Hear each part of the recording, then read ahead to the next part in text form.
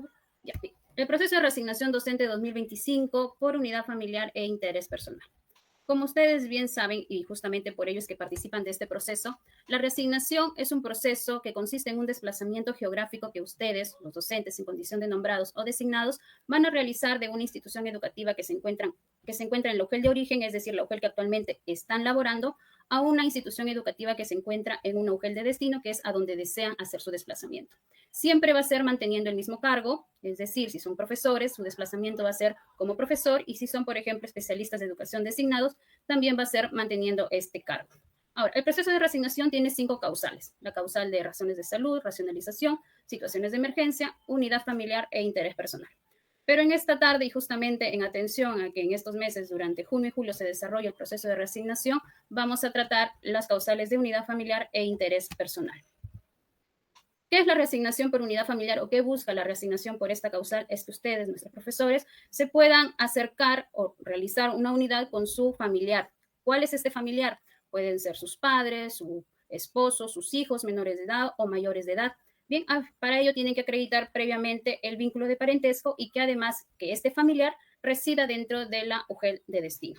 Ahora, la reasignación por interés personal está sujeto a aquellas razones diversas que ustedes puedan tener para realizar un desplazamiento a una UGEL en la cual tengan el interés de realizar alguna satisfacción respecto a lo que ustedes estén buscando. ¿Cuál es el cronograma, las fechas principales que ustedes tienen que tener en cuenta para este proceso de reasignación? Tengamos en cuenta que el proceso de reasignación tiene 2 etapas, una etapa regional y una etapa interregional. La etapa regional consta de 2 fases, la primera y la segunda, y la etapa interregional consta de una sola fase. Las actividades que se tienen en cuenta para este proceso de reasignación son actividades generales tanto para la etapa regional y la etapa interregional. Es decir, hablamos de un único momento de inscripción para ambas etapas, y las demás actividades como evaluación de expedientes, resultados preliminares, presentación de reclamos y resultados finales también se desarrollan en un único momento. Las fechas de presentación de expedientes, y que ya hasta la fecha la mayoría de regiones ya han emitido su resolución aprobando los cronogramas, es del 20 al 26 de junio. La evaluación de expedientes es del 23 al 27 de junio. Estas actividades están a cargo de un comité. El 30 de junio, luego de la verificación de requisitos y evaluación de expedientes, los comités van a realizar la publicación de resultados preliminares para que del 1 al 3 de julio, si ustedes no están contentos, satisfechos con los resultados preliminares, ya sea respecto de la verificación de requisitos o respecto del puntaje que han obtenido después de la evaluación de los criterios, puedan presentar su reclamo. Bien, el reclamo es, como me había mencionado, el 1 al 3 de julio, para que así el comité pueda absolverlos del 2 al 4 de julio, y la emisión de resultados finales, la publicación, será el 7 de julio. Asimismo, este mismo día, el 7 de julio, se va a publicar el cuadro preliminar el cuadro de méritos, de la primera fase de la etapa regional, y la adjudicación se va a desarrollar en 2 fechas, el 9 y 10 de julio. Para esto, el comité deberá de informar el lugar y la hora donde se va a realizar la adjudicación. En la segunda fase, la publicación del cuadro de méritos se va a realizar el 16 de julio y la adjudicación de plazas el 18 de julio. Una vez que se haya concluido esta etapa regional, se va a pasar a la etapa interregional en su única fase. La publicación del cuadro de méritos será el 25 de julio y la adjudicación de plazas el 30 de julio. Acá tienen unos días para que puedan realizar su desplazamiento a las regiones donde desean adjudicarse, o en caso no deseen, también pueden ustedes, recuerden, acreditar a un representante. ¿Cuáles son los requisitos generales? Es decir, tanto para interés personal y unidad familiar. Deben de presentar necesariamente su informe escalafonario de reasignación. Valga la aclaración, es un informe escalafonario para reasignación. En este momento tendrían que, cuando van a presentar su solicitud a la UGEL de origen, tienen que señalar que se trata para las causales de interés personal y unidad familiar. Así también tienen que presentar el anexo número 2, el cual ustedes pueden descargar de la página de la Ley de Reforma.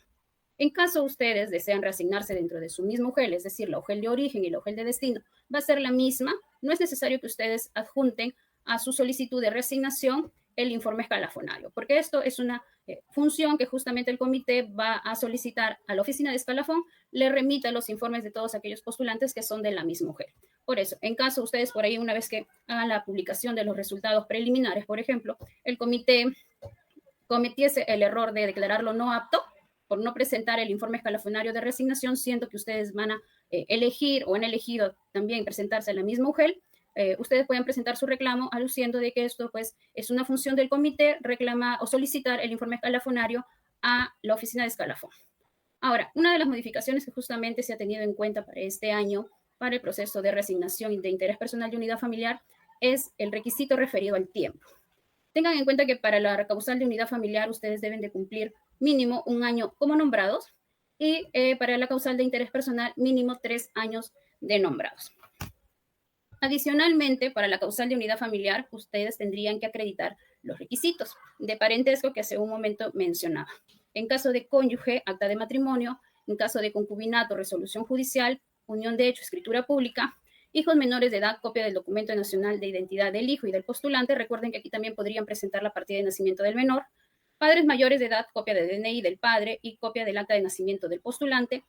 Pero también ustedes podrían buscar la unidad familiar con hijos mayores de edad o padres con discapacidad. En este caso también van a presentar la copia del DNI para ver el vínculo, pero adicionalmente el documento que acredite la discapacidad.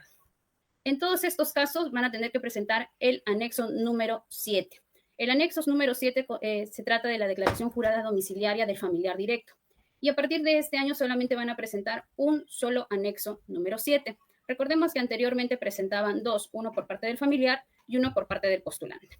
Les vuelvo a hacer mención para que tengan en cuenta, a partir de este año solamente deberán presentar un solo anexo número 7, que es del familiar directo. Pero en el caso de que ustedes buscasen la unidad familiar con hijos menores de edad o con hijos mayores de edad con alguna discapacidad donde ustedes sean los tutores, van a tener que llenar este anexo número 7, pero no como postulantes, sino como representantes, como tutores de estos familiares. Y ustedes también van a encontrar este anexo en la página de la Ley de Reforma. ¿Cuáles son las provisiones que ustedes deberían de revisar antes de realizar su postulación para que tengan en cuenta si es que estuvieran inmersos en alguno de ellos? Impedimentos administrativos y disciplinarios. En caso ustedes estén inmersos en algún proceso administrativo disciplinario, es decir, con alguna instauración nada más, o con alguna medida preventiva o retiro, o ya se encuentren cumpliendo alguna sanción de suspensión o cese, no podrán participar del proceso de reasignación. La situación legal y judicial referida a una inhabilitación administrativa o judicial, o también contar con antecedentes penales o judiciales al momento de postular. Deben de tener en cuenta para realizar su postulación que mínimo haya pasado 1 año desde el cumplimiento de su sanción en cuanto esta haya sido una amonestación escrita o suspensión menor a 30 días. Igual, mínimo 2 años de cumplimiento de su sanción, siempre y cuando hayan tenido, esta haya sido un cese sin goce.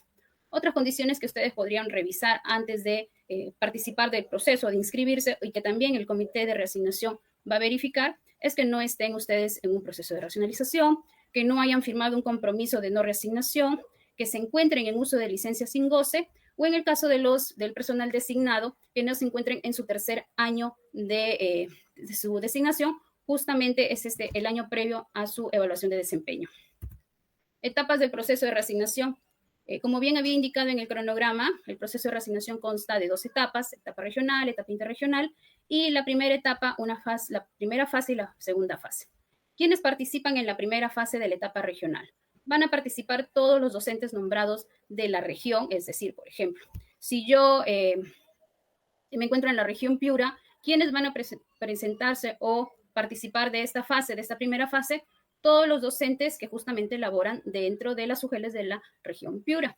Ellos van a participar de esta primera fase. ¿Cuáles son las plazas que se van a tener en cuenta al momento de la adjudicación de la primera fase de la etapa regional? Son justamente las plazas que van a ser publicadas el 18 de junio en la página de la Ley de Reforma.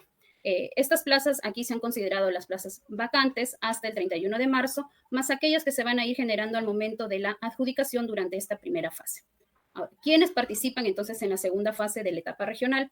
Van a participar aquellos docentes que por algún motivo, bien, pudiendo estar presentes al momento de la adjudicación de la primera fase, decidieron no adjudicar en esta fase o que decidieron no asistir ni acreditar a un representante.